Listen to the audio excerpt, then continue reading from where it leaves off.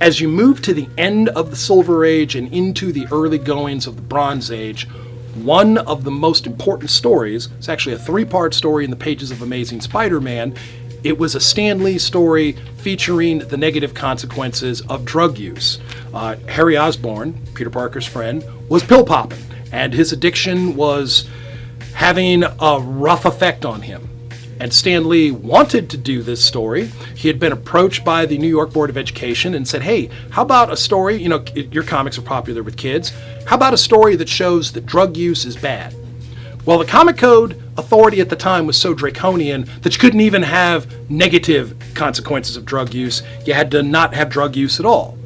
Stan Lee thought that that was counterproductive, so for 3 months, the Comic Code did not receive the copies of Amazing Spider-Man to review. Spider-Man was sold on the stands without the code stamp.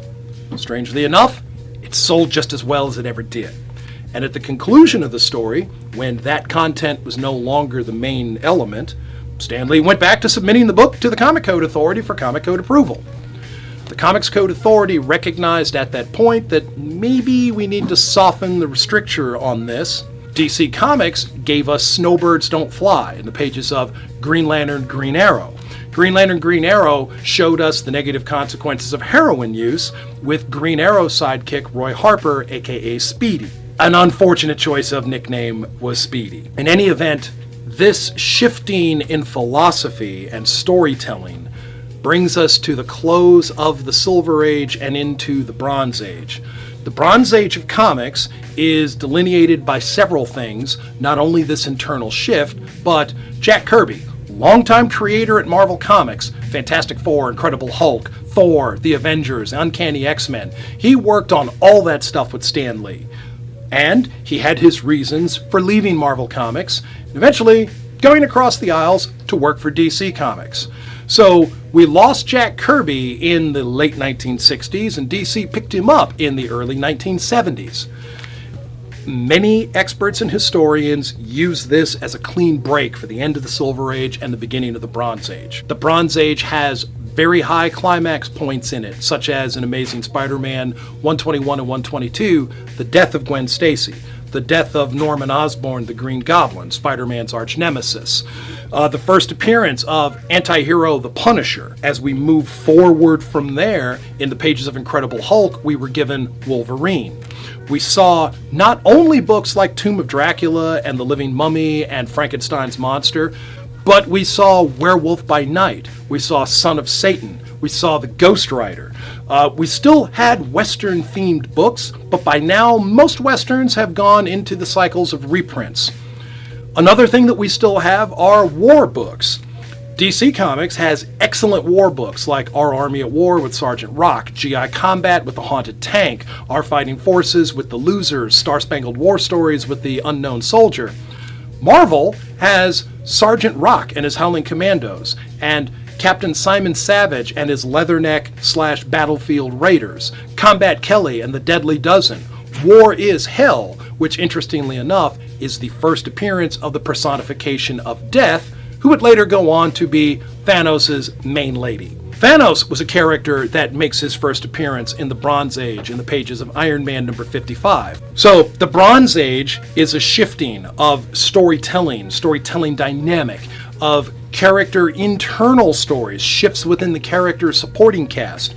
You would see the beginnings of greater diversity in the Bronze Age. You would see characters like Black Lightning appear over at DC Comics. You would see Sam Wilson, the Falcon, Luke Cage, Power Man. The late Silver Age gave us the Black Panther. The Black Panther came into much greater prominence and popularity in the Bronze Age of comics. We saw Richard Dragon, Kung Fu fighter, and we would see Shang-Chi, Master of Kung Fu.